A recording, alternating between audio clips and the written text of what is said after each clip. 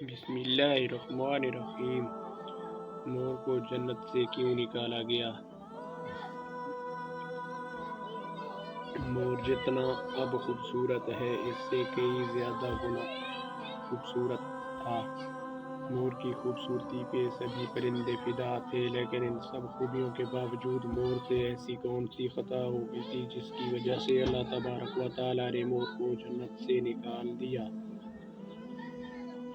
اللہ تبارک و تعالیٰ نے جب حضرت آدم علیہ السلام اور اماں حوا کو پیدا فرمایا، اس کے بعد ان کو جنت میں بھیج دیا تو وہ دونوں جنت میں بہت ہی پرسکون رہتے تھے، بہت ہی لذیذ میوے اور پھل کھایا کرتے تھے۔ لیکن ایک اناج کے جس کو کھانے سے اللہ تبارک و تعالیٰ نے انہیں منع فرمایا، وہ اناج گندم تھا۔ چونکہ شیطان حضرت آدم علیہ السلام کی وجہ سے جنت سے نکالا جا چکا تھا، اسی وجہ سے حضرت آدم علیہ السلام کے ساتھ دشمنی ہو گئی تھی، اور شیطان یہ چاہتا تھا کہ وہ کسی بھی طرح سے حضرت آدم علیہ السلام کو جنت سے نکال دے، اور ساتھ میں اماں حوا کو بھی جنت سے نکال دے۔ جب شیطان کو یہ خبر ہوئی کہ حضرت آدم علیہ السلام کو تمام میوے کھانے کی اجازت ہے لیکن گندم کھانے کی اجازت نہیں ہے، تو شیطان انتقام کی آگ دل میں لیے جنت کے دروازے کے پاس بیٹھ گیا، اور 300 سال تک وہاں پر بیٹھا رہا کہ کوئی جنت کے دروازے سے باہر آئے اور شیطان اس سے بات کر سکے۔ ایک دن اچانک سے ایک مور جنت سے باہر آ گیا، اور شیطان اس کو دیکھتے ہی بہت خوش ہو گیا۔ شیطان نے پوچھا کہ اے خوبصورت پرندے، تم کون ہو؟ اور مور بولا کہ میں مور ہوں، اب تم اپنا تعارف کرواؤ۔ شیطان نے جواب دیا کہ میں اعلیٰ مکروبیہ کا ایک بہت اچھا فرشتہ ہوں، اور میں اللہ پاک کی عبادت سے ایک پل بھی غافل نہیں ہوں۔ میں چاہتا ہوں کہ میں جنت میں جاؤں، وہاں کی نعمتوں کا اپنی آنکھوں سے مشاہدہ کروں۔ شیطان مور سے کہنے لگا کہ تم مجھے جنت کے اندر لے جاؤ، میں تمہیں 3 ایسی باتیں بتاؤں گا جس سے تمہیں ابدی زندگی حاصل ہو جائے گی، تمہیں بڑھاپا اور بیماری نہیں آئے گی،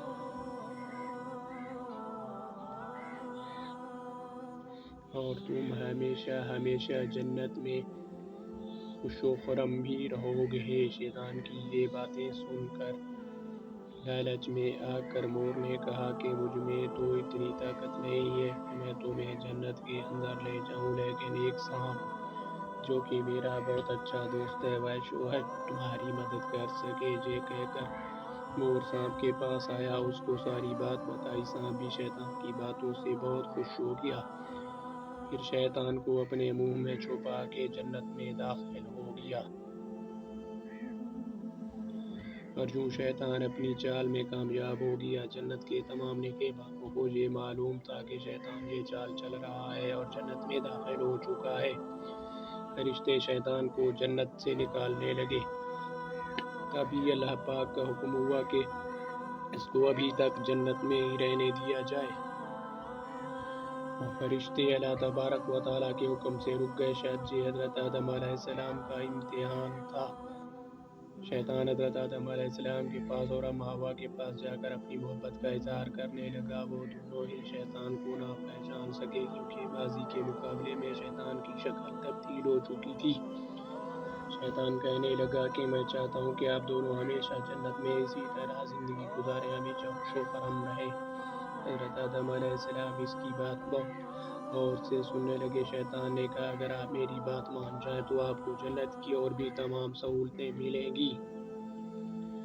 حضرت آدم علیہ السلام شیطان کے بہکاوے میں آ کر کہنے لگے کہ یہ کس طرح ممکن ہے؟ شیطان کہنے لگا کہ ایک گندم کا دانہ اگر آپ دونوں چکھ لیں تو آپ کو ابدیت حاصل ہو جائے گی، اور آپ جنت میں ہمیشہ ہی رہیں گے۔ یہ بات سن کر حضرت آدم علیہ السلام کے دل میں رجحان پیدا ہوا، لیکن ان کے دل میں اللہ تبارک و تعالیٰ کی نافرمانی کا خوف غالب آ گیا۔